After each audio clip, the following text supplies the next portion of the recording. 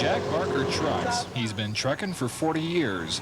CB radios haven't been part of trucking for that long, but Barker has had one long enough to see the CB evolution.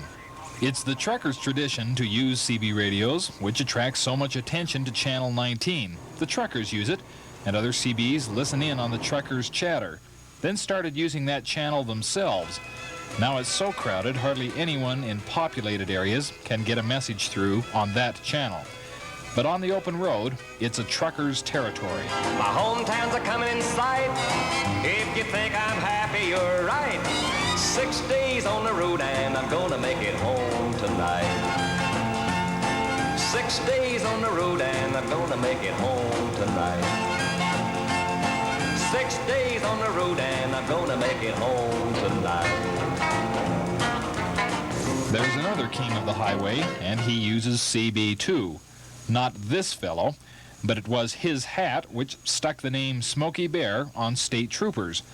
The range of CBs allows a motorist to know where Smokey is.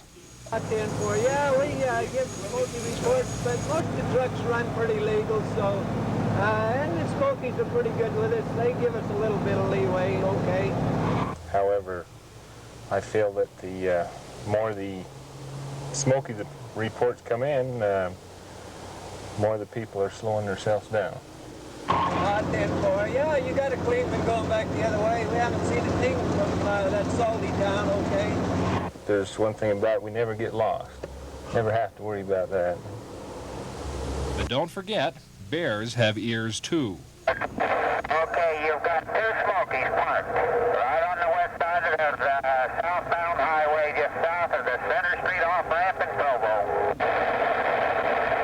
Anybody give me a Smokey report out there today?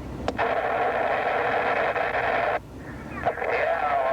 you've got 2 just south of the Center Street off-ramp headed south. 10-9 Paul Revere, would you give that out again? So the super slab is where CB radios are used most widely. City CBers would find the airwaves more useful if they would use them legally. Tomorrow's report will talk about CBing and the Federal Communications Commission.